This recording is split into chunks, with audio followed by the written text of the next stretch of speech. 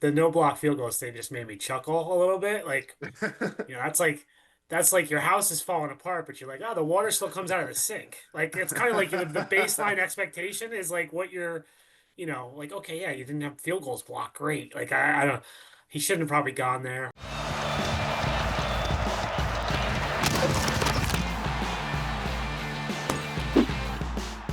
Happy New Year! Welcome to 2026. The New York Jets are going into Week 18 versus the Buffalo Bills, and Gangs All Here is back as better than ever for a new year. And we're here to discuss, obviously, this Week 18 matchup against the Bills. We're going to talk about Aaron Glenn's comments about where the state of this team in his first year, his tenure as a head coach, and we're going to break it all down on today's episode. But before we get to any of that, Kaz, Happy New Year. How are you today, sir? I'm good. Ready for the season to be over. We're almost there. I think you are echoing a lot of what Jets fans feel right now. It's been Jets, Jets, just end the season for a while now. Frankie, do you echo those sentiments right now? 100%, man. The Jets ruined my Christmas. I'll say that. I was in the holiday, cheer for the last 2 weeks, or I was going to be until I had to talk about this team the last couple of weeks. So, yeah. Look, we took a little bit of a break for myself as the holidays reset, but we're here now. Like Kaz said, we're ready for the season to end because there's going to be a busy offseason for this New York Jets team as they navigate into what we expect a big offseason of hopefully finding the next quarterback and building this team the right way. But I do want to start off, fellas, on what happened this week with Aaron Glenn talking about his team. And for Gang Sounds Off, Aaron Glenn was asked by our colleague, Mark Canizero, Kaz, about what exactly he thinks this Jets team has done well in this first year. Obviously, when you have seasons like this, people are kind of trying to extricate the positives. What would you say there's a handful of guys on this team that really kind of show some things? Well, overall as a team, and I said that at the beginning, is there are certain things that there was a huge emphasis for us as a team to see how we want to get better. In 24, I think we were last in the league as far as running the ball. I think in 23, we was in the bottom 10. And then we got ourselves to where we were somewhere in the top 7 for right now. All right, so that was a huge emphasis, and I'm proud of the way our guys went about that, and Brees getting 1,000 yards. Also, we were dead last in the league when it came to penalties for 2 years straight. And this year, I think we're somewhere between 17. So that's a huge improvement for our guys. And then also, as far as special teams, we've become one of the elite special team units right across the league. And not just that, even on some of the small detailed things that people really don't look at, and that's on our field goal block, the field goal team. Last year we had 3 blocks on our field goal. This year, we had no blocks, and we were at about 98%. So as far as field goal, so those are some things that there was a huge emphasis from the very beginning. And I know there's some things that we have to clean up, and as we go forward, those are some things that we're looking at, and that's defense and really our passing game on offense. So that's what Aaron Glenn has to say about his first year positives that he takes from this Jets team. Kaz, just to point blank, I know you asked him later in that same press conference about things people don't see inside the building that, that this team has improved upon. I thought that was an interesting answer as well. But just starting off, first year with Aaron Glenn, what have we learned about him as a head coach? And do you agree with the positives that he's laid out there? That's tough what we've learned about him as a head coach. Uh, I don't know how I'd answer that, Ryan. I'd have to think about that one. In terms of Okay. the positives, like, yeah, like the special teams is the one you can't deny. They have been an elite special teams unit all season. That is the plus in my eyes. If you're asking me what they've done well, and whenever I've written anything about Aaron Glenn and saying like here's the negatives, here's the positive is the special teams. And he hired Chris Banjo. He also emphasized special teams. You could see that in the spring and the summer. You could see he was doing that. So give him credit for that. The rest of it, I'm kind of like, I get the stats say that what they about their running game, but have you ever felt like this was a dominant running team this season? Like I haven't. No. And the stats say what they do, but sometimes the stats don't tell the whole story. And then the kicking, the no block field goals thing just made me chuckle a little bit. Like, that's like that's like your house is falling apart, but you're like, oh, the water still comes out of the sink. Like it's kind of like the baseline expectation is like what you're, like, okay, yeah, you didn't have field goals blocked. Great. Like I don't, he shouldn't have probably gone there. So, and then he drops, oh, we got to really get better at defense and passing the ball. Oh, just that? Like that's kind of the whole, that's kind of important. So, look, he's in a very tough situation right now to answer these questions. There's they've won 3 games. It's hard to spin this positively at all. So, he answered the question the best he could. And I do think he hit on some things that have been okay and to good with special teams, but overall, the part of it I can't get over is like, yeah, well, we just gotta get better defense and passing game. It's like, well, yeah, that's kind of important. That's it. Just those 2 things we need to get better at. Look, Frankie, I agree with Kaz there, and I think it's a good way to put it. But I'll go back to my first question that I asked Kaz as well. Do you think we've learned? What do you think we learned about Aaron Glenn, considering what Kaz just laid out about those things were the things that the Jets have done well so far, and they put an emphasis on special teams. But him as a head coach, what have you learned about him so far in his first season? I don't know what I've learned from him specifically, but what I have learned overall is it's damn hard to be a head coach in the NFL, especially in New York. Because if you remember his tone and what he was saying in the offseason, he had his bravado, he was confident. You felt like we could maybe roll off, 2, 3, 4 wins. This could be a 7, 8, 9 win team. That's what it felt like to a degree. But this is a tough damn game, and it's a tough business. And I think it sort of sideswiped them a little bit, right? What's the old saying? Everyone's got a plan until they get punched in the mouth. Aaron Glenn has shown me that you have to get everything right, especially when you're the New York Jets head coach, to be able to be successful. Your coordinators have to be the right hires. You obviously need the players. And you, in how you do business, you need to change. And I don't think he's adapted enough as a head coach throughout the year. That's really my biggest issue. I've learned that he's stubborn, if you want something that I've learned from Aaron Glenn this year. I think the trade with Sauce and Quinnen was brilliantly done to a degree. So I'll give him credit for that. So I think he did backpedal a little bit there in terms of what he was telling us in a good way. But overall, outside of that, he's just been a little bit too stubborn, in my opinion. I think he needs to take a step back in the offseason, and he needs to look at things that didn't work and tell himself that his initial plan wasn't right as a coach, not as an operator. And he's got to fix this thing. He doesn't have much time necessarily. He might have another year, year and a half. I think he'll have another year, maybe even more. But I've just learned that he's stubborn, and this is a tough business, honestly. What else? What else am I going to say? I mean, the special team stuff could even be. He did hire Chris Banjo, but I always point to special teams. You get a little bit lucky sometimes. A return or two goes your way. Sometimes it's just the way the cards are drawn on special teams. I don't know if I'm going to give him credit for that necessarily. However, we do give him blame for things that might not be his fault. So you almost can't have it both ways. At times, it's good to be fair. Overall, Kaz is right. The special teams has been great. But I've learned that he's stubborn, and I think for him to be successful, he's got to be a little bit more flexible in how he thinks about this. Do you think that's a fair assessment, Kaz, and what Frankie is saying about stubbornness? Oh, I actually disagree with Frankie on that one. I think he Okay. hasn't been stubborn. I actually think that's one area he's been good at because I'll go back, I'll hit a couple of them. Beginning of August, he recognized that the kickers that they chose were no good, and they brought Nick Folk in here and signed him, and that it turned out to be a really good signing that worked. I think they realized their plan at defensive tackle wasn't very good at the end of August, and they made the trades for Briggs and for Phillips, which have been good moves. And I know I've seen fans kind of want to credit Muji for all of this. Like whenever it's a trade, Aaron Glenn is, so he's involved in all of this. He's Yeah.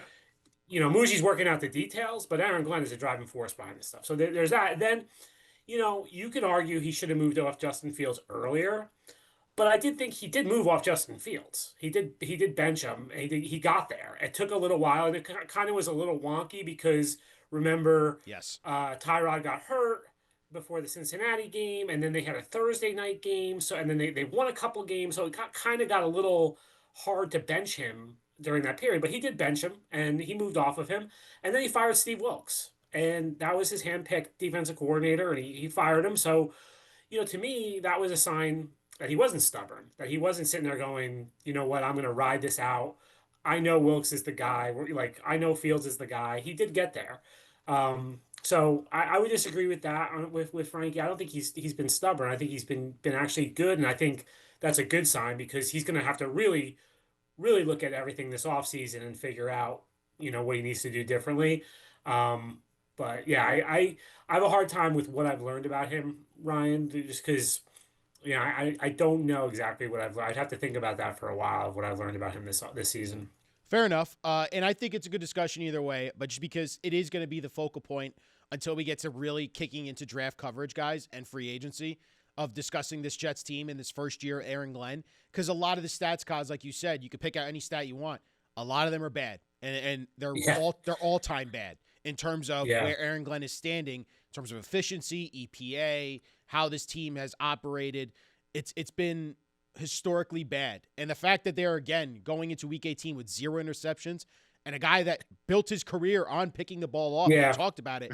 It's crazy that we're in this situation as fans watching and like not even 1 interception. That's crazy to me, That one thing I've learned about him, I'll give you one thing there, is how hands-off he's been with the defense has shocked me, right? Like, because I've covered, obviously, a lot of defensive coaches, and some of them have had coordinators that call the defense. Salah had Ulbrich that called the defense. Todd Bowles, Casey Rogers called the defense majority of the time. Rex had Patton calling the defense at one point, Dennis Thurman at another point. But they were always like, it was their defense. And they were in there and they were like definitely working. And we talked about his numbers from Detroit and stuff.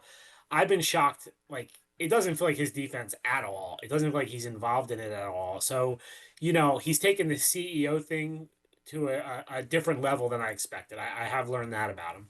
Yeah, and I think I was going to say that. Go ahead, Frankie. Well, just to rebut Kaz a little bit, he is right with the roster in and of itself. How he's been able to change things. He benched Gibson, etc. He did cut Gibson. He did a bunch of moves throughout the year. Steve Wilkes, obviously. The thing that stubborn. What I mean by stubborn is his approach as a coach. I think he's coming from this, and maybe that's all he knows with this rah-rah. This I want to be this tough guy CEO. I'm not going to get hands-on with the defense. I think him as a coach and how he thinks this is going to get done, a la how Parcells and Al Groh did it years ago. That's what I mean by stubborn. I think I didn't hear enough from him throughout the year where he's talking about things regarding schemes and X's and O's and things that I think that this team really lacks in. I feel like he always came to the podium and kind of said the same old, oh, we got to be tougher than them. We're going to focus harder, that kind of rhetoric. But maybe that's all he knows, and that's why he got hired. So, hey. Yeah, I think the scheme is an interesting thing you bring up, Frankie, because, and like Kaz said, it doesn't feel like his defense. It doesn't feel like the Detroit Lions, is like his hands are on this defense necessarily. And it goes back to, again, when you're trying to look at this Jets season, it didn't go the way we expected, right? Starting 0-7 before they get their first win. The fact that Justin Fields didn't work out, that was his hand-picked quarterback that he wanted. He tried the experiment. It didn't work. And ultimately, they're not good in a lot of areas, and they're going to have to improve. So now this begs the question, Kaz, because we can only talk so much about this football game, but I do want to ask you, heading into this offseason, there's so much heat around Aaron Glenn, and people and Jets fans are off the bandwagon with him. Like, they could not be more fed up with him as a head coach here with the Jets. Like, I've never That's putting it kindly. Putting it kindly, but like, so I'm trying to be level headed here because I don't want to be the WFAN caller here. I want to ask you, as a person that loves this franchise and wants to see this team succeed. The question really remains about Aaron Glenn. Is this the right guy? Is this the guy that can bring them to that next level? We know how they have set themselves up for the future with all the assets and capital cap space that they have. But is this the right guy to lead them to that promised land of being competitive every single year? Yeah, I don't know how you could say yes right now. You know, they've won 3 games, and like we've said, it's you want to pick out the interceptions. That's a crazy stat. You want to go with they're not going to have a wide receiver that has 500 yards.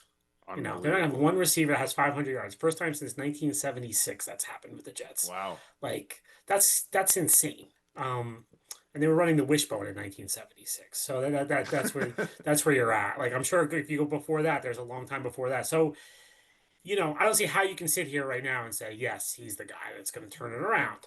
On the flip side, I don't know, you can say, no, I've seen enough, but I do think we need to see a little bit more. I do think we need to see if he can get a quarterback here, see if he can flip the roster this offseason. I mean, my feeling is that this roster is going to be so much different. I mean, I think there's probably going to be 20 guys from this team that are here Wow. next year, something like that. Like it's going to be, I think it's going to be drastic change. If you look at the guys playing right now, Yeah. like if you take this Sunday starting lineup, how many guys are going to be here next year? Or how many guys are going to be starting? Like it's insane. So I do think we need to see that. But yeah, I can't sit here and say, oh, he's the guy. I don't know who could right now. Like you'd just be blind faith. There's nothing we've seen that would tell you that.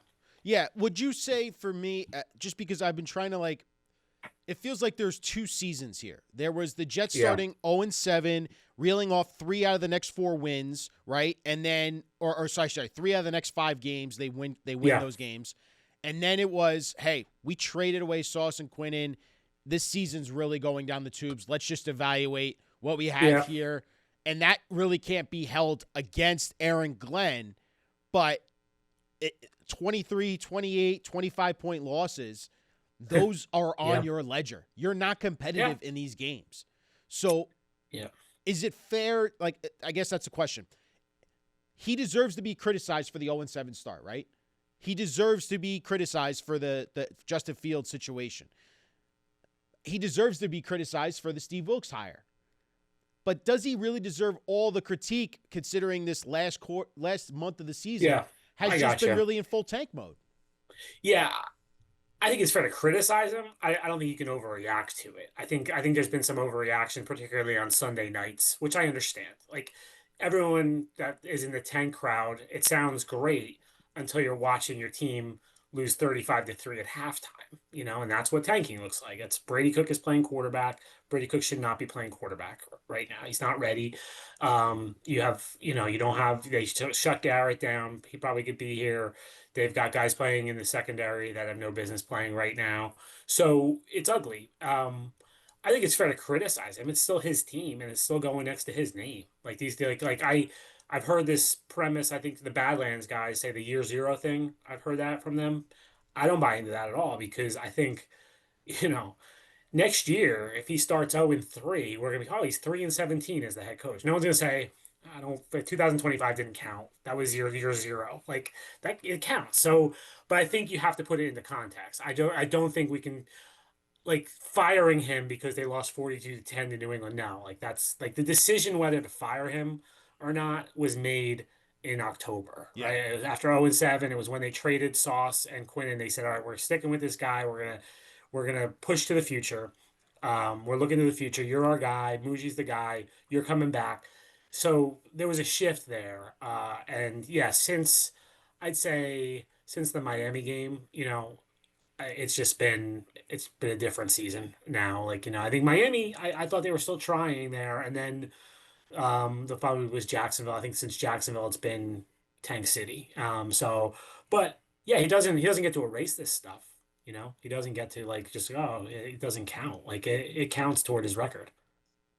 Frankie, your thoughts on what Kaz is saying? Because I agree with a lot he's saying right now. I do too. And listen, the Jets made an organizational move to basically tank after they traded Quinnen and Sauce.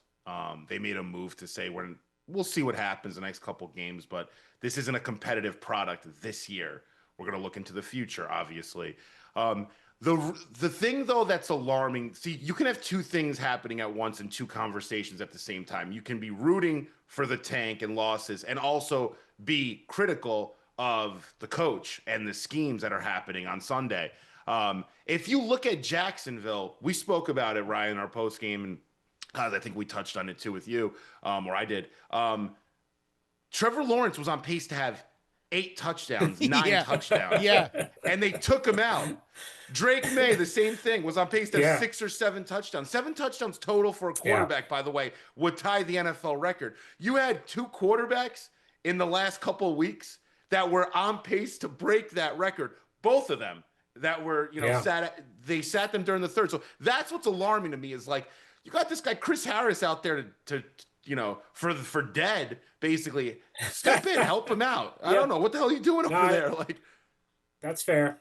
Yeah, because I mean we've seen so many bad seasons, guys, and like we've never seen this. Nope. Like the score, like if like I know like Serby wrote an No. article the other day. Like, is this the worst season? I know it's been a debate, like 2020 versus this season or 96 versus this season, but like 2020 they beat the Rams in December.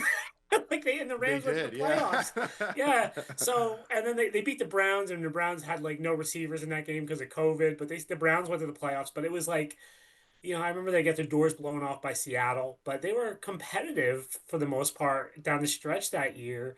This has been a wild stretch, and I think the stat is what if they lose by 23 on Sunday, they're the first team ever to lose 5 straight games by 23 points or more. Like that's historic stuff. So even when there's plenty of bad teams out there.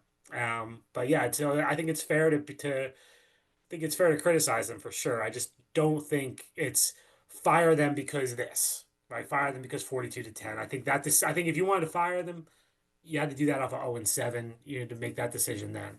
And if you were on both the board, then fine, But I think flipping now to being like, oh, this is the reason to fire him isn't quite right. Well, I think what a lot of Jets fans are pointing back to, Kaz, is the fact that all of these things that's leading to Aaron Glenn's first season, it's a lot of what one and done head coaches look like right now, where the stats that he's putting up, the records that he has, this is what a lot of one and done coaches look like right now. Yeah. I would say one thing about that, and I can't go through every one and done. I don't remember all of them, but a lot of times it's a toxic situation, and that isn't the case here that I've sensed. I don't sense that the organization is coming apart at the seams. Like Urban Meyer comes to mind, right? Like Yeah. that was crisis mode, one and done, get rid of him. He didn't even finish the season. He didn't finish the season. Frank Reich Yeah, felt that's how like bad that it in was. Carolina too, like things were falling apart. And so, I could be wrong. Maybe it's behind the scenes that I don't know about, but I don't get the sense that this building is crumbling here right now. And I think that's oftentimes what leads to one and done more than the on the field results. And I know people talk about Gerard Mayo. That to me is a complete unique situation where they did that because they knew they could get Mike Vrabel. And I'm not sure Gerard Mayo would have been fired if it wasn't for Vrabel being available. Yep, I understand what you're saying, and it's just we never thought it was going to be like this. I think for the first year for Aaron Glenn, 3-4, we're staring at the barrel, 3-14.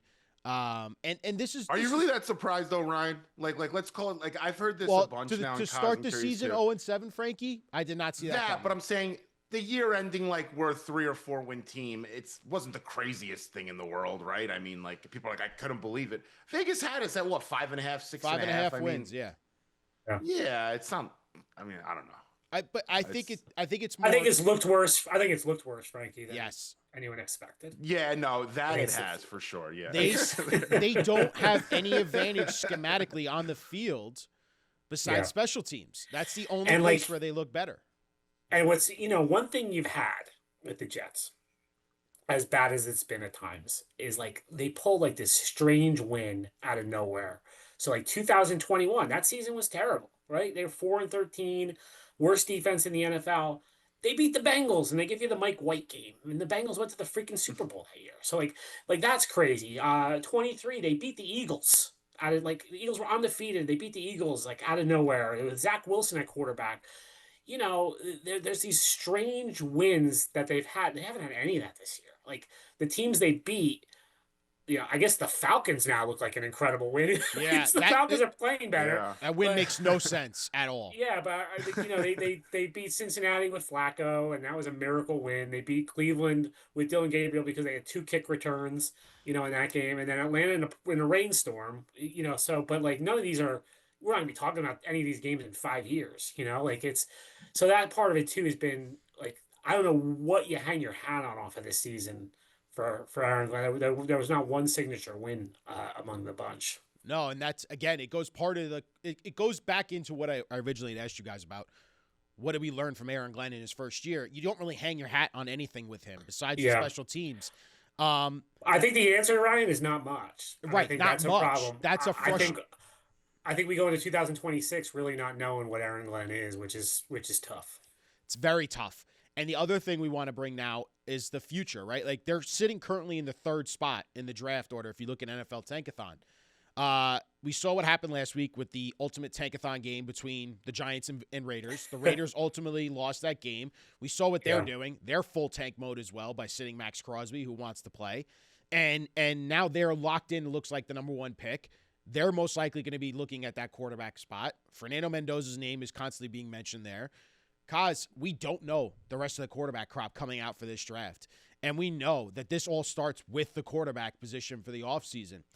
There are questions surrounding Aaron Glenn and the development of the quarterback spot because who he has in that room right now. Tanner Engstrand, a first-time play caller, who has not done anything to basically say, yeah, we got the guy there calling plays. He's done nothing to show that. And the other thing is Charles London, a running backs coach who really has not shown any history of developing a quarterback. And I have to, again, go back to Aaron Glenn's history in Detroit with the Lions. They already had an established quarterback in Jared Goff. And if you want to credit any great seasons with Goff, you really have to give that to the guy who's currently leading the number 2 seed in the NFC, Ben Johnson, who is there as the offensive coordinator. So there is no history here with Aaron Glenn and proving he could develop a quarterback. It goes into my question of, can we trust him to pick the right quarterback and evaluate the quarterback spot to bring that guy in? Yeah, I get it, but I think there's probably a lot of examples of guys who like didn't have a history developing a quarterback, had success with quarterback. Did Bill Belichick develop a quarterback before Tom Brady? Like, no. Cleveland didn't have any star quarterbacks when he was there. He inherited Bernie Kosar, he had Vinny, and then he got Bledsoe. So I don't buy into the development thing as much, Ryan, like, because to me, development's a tricky word. I think you have to surround the guy with really good players. I think you have to call good plays. But like, I think you either have it or you don't, from what I've seen. And then it's your situation then kind of dictates what you can do out of that situation. Like, Well, I think Sam had it. Sam had it, right? Like we saw Sam in the first but they training didn't. camp. It was like that guy had, but develops a tricky word. They didn't. They gave him Jermaine Kearse and Robbie Anderson as his wide receivers. They had bad play calling here. They had terrible offensive linemen here. So that's why Sam didn't click here. And I think Sam then goes to San Francisco, is on a good team. Learned, like, he had this time to learn. Minnesota, he's got Justin Jefferson, Jordan Addison, Kevin O'Connell. Like, development's a tricky word for me, but I do think Engstrand was in Detroit, so he did see the Ben Johnson stuff. I think Engstrand. I don't think Engstrand did a bad job this year. I think he had I don't know what he could have done. His quarterback play was absolutely horrible, and that's, maybe you could say that's on him, but I don't know if I put that on him. And he lost his best player in October. I think we all sat here in August and I said Garrett Wilson is going to play 7 games. What do you play? 7 games, something like that. Well, we would have said, "Oh boy, they're in trouble." Like we really like, he was the one player this team couldn't lose, and they lost him. So I do think that's part of the Einstein equation. I wouldn't be surprised if they make a change at quarterback coach. That wouldn't shock me. Um, so you could get somebody in here who maybe is a more established quarterback coach for next year.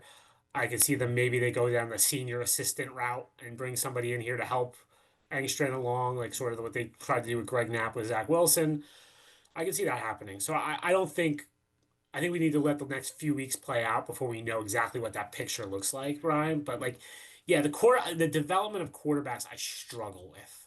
I do Yeah, because like, did Drake May get developed? Or yeah, is with Drake Josh May just McDaniels. With Josh or is Drake? McDaniels. He was pretty good last year though too. Like No, he was pretty good last year. there was. I think we said they have a quarterback. We knew they had a quarterback. We didn't think he was going to be this good, But like, yeah, but is that development or is that play It calling? you're I think developing, it's different. but you're so here's the thing: you're developing the Development to me is like you're holding his hand and like teaching him how to play quarterback. Like, it, I think these guys either have it or they don't, and you're then developing a pro it's the style offense scenario. around him, though, right? So like, I hear you on the surrounding pieces; those have to be good. Yeah, But at the same time, you like you said, you have to have the right play caller and you have to have the right quarterback coach yeah, in the room helping harness that quarterback and saying, this is what you need to focus on. Here's your concepts. Here's our route concepts. Here's where our tree is. Here's your reads. Here's your signals. Here's what you need to make adjustments in the line of scrimmage when you're calling plays, when you're calling the line of scrimmage protection. Those things go into this. And that's, to me, I think there's a lot of kids coming out now, and I think Frankie would agree with this. They come in raw, and they're not developed there. So Sam Darnold was not developed there.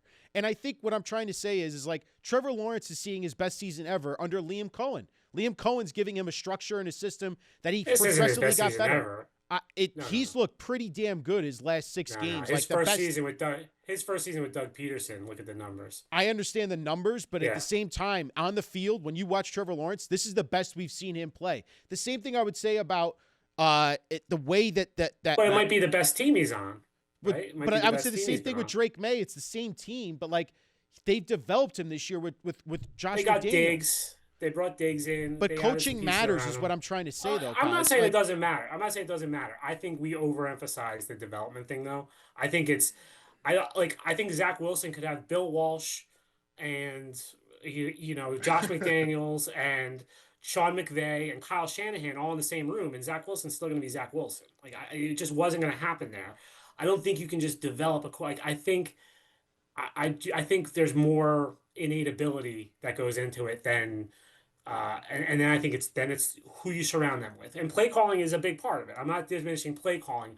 I'm more diminishing like what you can do with them in terms of teaching them the position. I think it's a little bit, but I think more they either got it or they don't.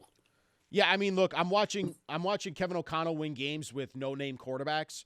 I think coaching matters more Yeah, than but anything because else. their defense played their I ass off. I know, but he also there is a point in time where But frankly, JJ McCarthy, has he not developed JJ McCarthy then? JJ McCarthy might not have that.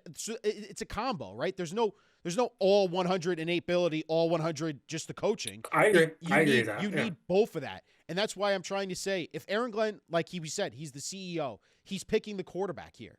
So Yeah. do I trust him picking the quarterback? Frankie, do you trust him? I'll say this, right?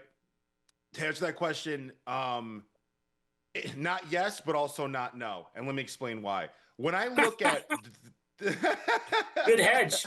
you like that answer? Maybe But, yes, maybe no. maybe yes, maybe no. I'll say this. When it comes to developing a quarterback, I think you have to pull the right levers with the quarterback. For example, look at what Dave Canales did with Bryce Young. He had to bench Bryce Young to wake him up a little bit. Hey, man, wake up in there. Kind of, I'm putting your back against the wall. If this doesn't work out again, you might not be a starter. Wake up, man. You might need to go in and sit down with them and go through X's and O's, which I don't think Glenn's going to do, by the way. And then in game, your plan in game needs to fit the quarterback sometimes. Where I worry with defensive guys specifically is don't turn the ball over. Let's just, get to Run the ball. the Robert Yep. Saleh race to 20 kind of rhetoric.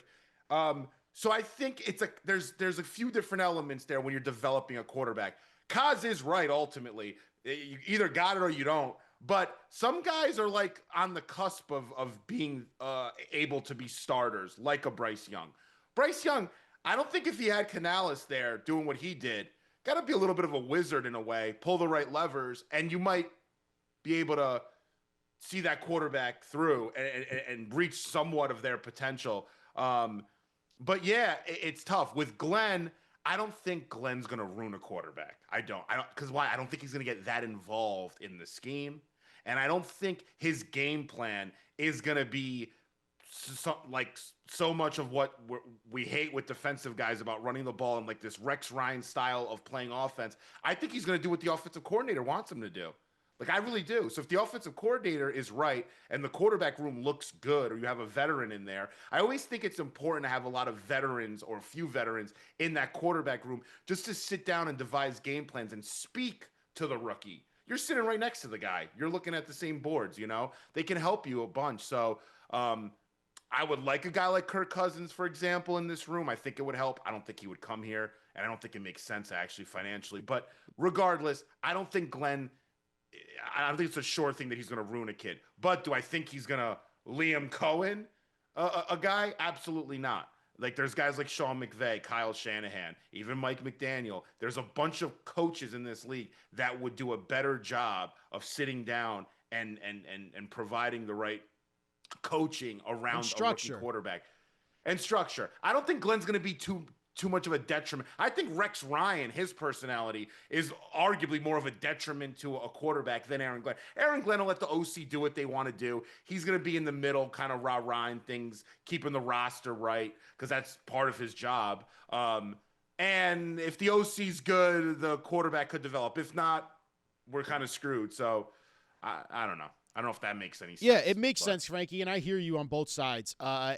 Ultimately, Kaz, if the Jets end up at the number 3 pick, let's say they lose this game against Buffalo, and they end up at that 3rd spot, do you believe that pick will be all in with the? I mean, I know it might be too early, but they got to be taking a quarterback there at 3, right? I think so. Right now, I mean, it's January 2nd. We're doing this, so there is a long way to go before the draft, and things are going to fluctuate and things. But yeah, right now I think they have to. I like I've said this before on here. There's going to be pressure on them to win next season, and I don't see how you kick the can down the road to the following season on the quarterback.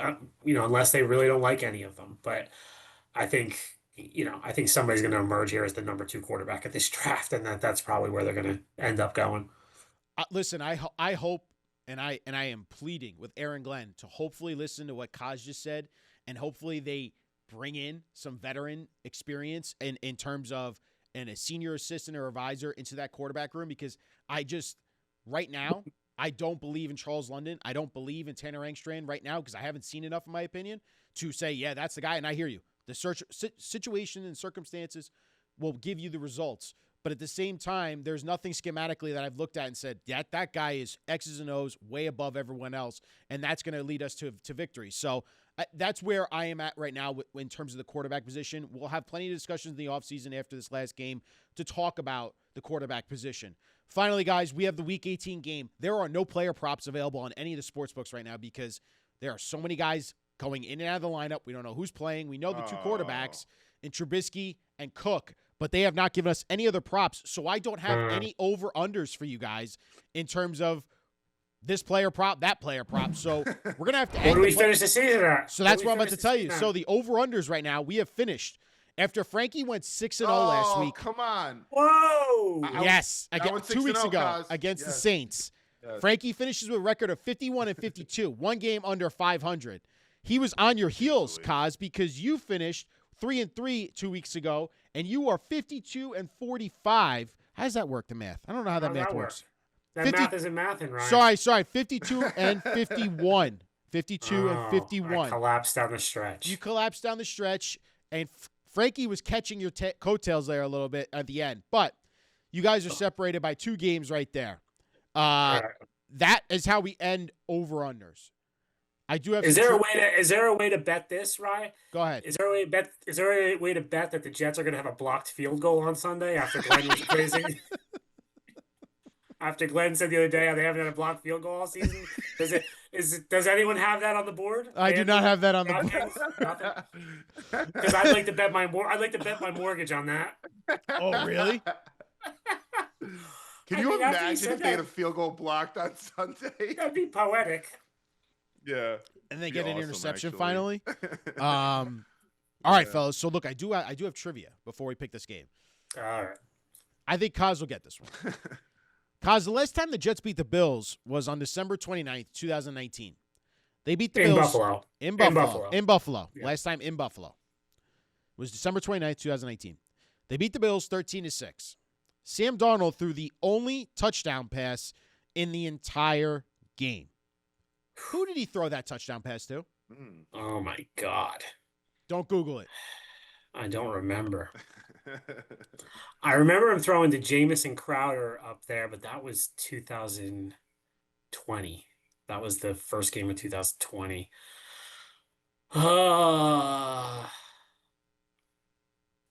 I'll I'll go Jamison Crowder because that's the only one I remember. The man knows his Jets history. Jamison Crowder for a 1-yard touchdown from Sam Darnold.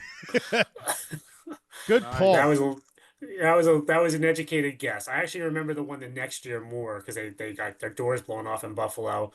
But he had that one long touchdown. But yeah, That was Crowder, week 1, good. right?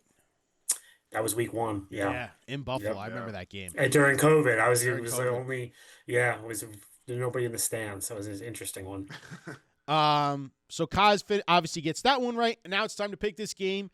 Going into this last game of the season, Kaz is 11-4. Frankie and I are 10-5 in picking straight winners for this season. And we're going to finish up with Kaz giving your prediction. Jets are +7 against the Bills.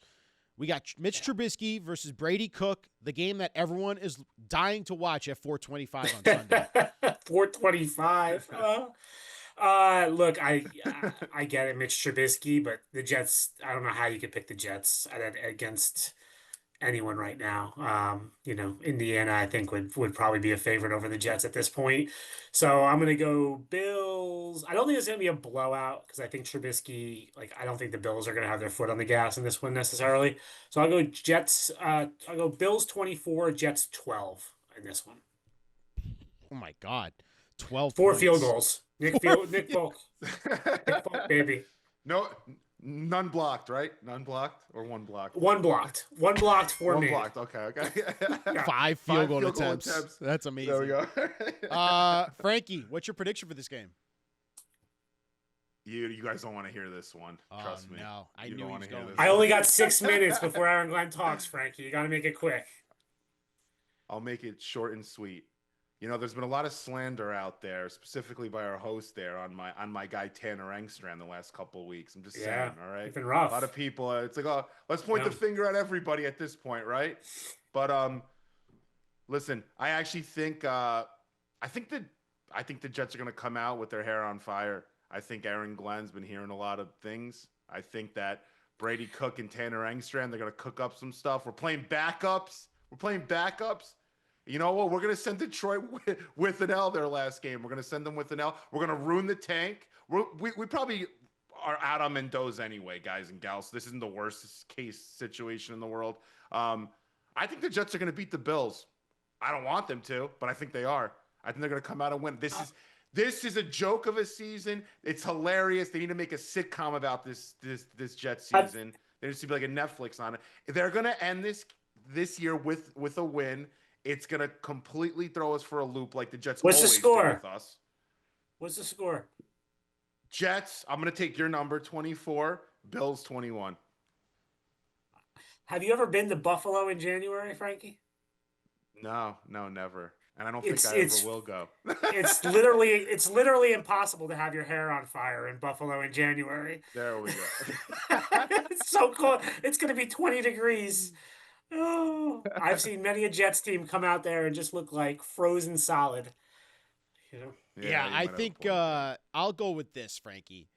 I don't think Aaron Glenn has motivated this team to get ready for Week 18. They look like they're mailed it in 3-4 weeks ago. They're going to continue to mail it in. The tank lives on. The tank marches on because Brady Cook is not a starting quarterback. I don't even think he's a backup quarterback at this point. He has no business being on the field. That's still a Bills defense that will dominate him. I think the Jets are going to look very lifeless again on all sides of the ball besides special teams, which I'm sure they'll probably get a kick return from Isaiah Williams. That'll be awesome. But at the end of the day, MVP. the MVP, the team MVP. That's right. I saw you tweet that, Kaz. That was cool. Amazing. A guy who was Only cut, MVP that was Kaz. cut. Yeah. And he wasn't on the team to start the season. Crazy. They signed him in That's week wild, 2. actually. That's one positive for the Jets. So look, Is it a positive? I don't know. When your kick returner that you signed in week 2 is your MVP? Look, I don't know anymore. All I know is that this game is going to be ugly. If you're watching this game, shame on you. All you should be watching is the ESPN app and seeing the score as long as the Jets are losing. The tank is going on because the Jets do need that top 3 pick. They need to be in that conversation of picking a quarterback. This is the future of their franchise. Don't be irresponsible. Don't win this game this weekend.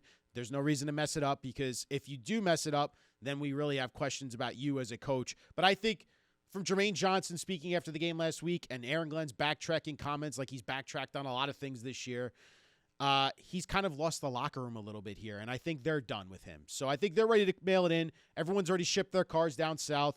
The Jets are going to lose this game to the Bills 17-3. I got Bills over Jets. The Jets offense doesn't do anything well, especially in the cold against this Buffalo Bills team. That's a season-long show for Gangs All Here, guys. We're here. We're at the end. I want to thank you guys, obviously, for making your time here, coming on with us, discussing this miserable Jets football season all year long. We're going to have a lot of content coming in the offseason, though. There's going to be a lot to talk about with this team because they just continue to put themselves in that spot. The Jets offseason is our Super Bowl, Kaz and Frankie, and I know that's where we're going to succeed a lot here as a show. I want to thank the fans, as always, for paying attention and watching on YouTube, listening on the podcast. No matter what, we appreciate you every single week showing up and showing your love for the Jets, just like we do here. For Frankie, for Kaz, for Ryan, we'll catch you the rest of this season, the offseason. There's going to be tons of content coming, like I said. And until next time, I guess go Jets, but not really. Thanks, guys.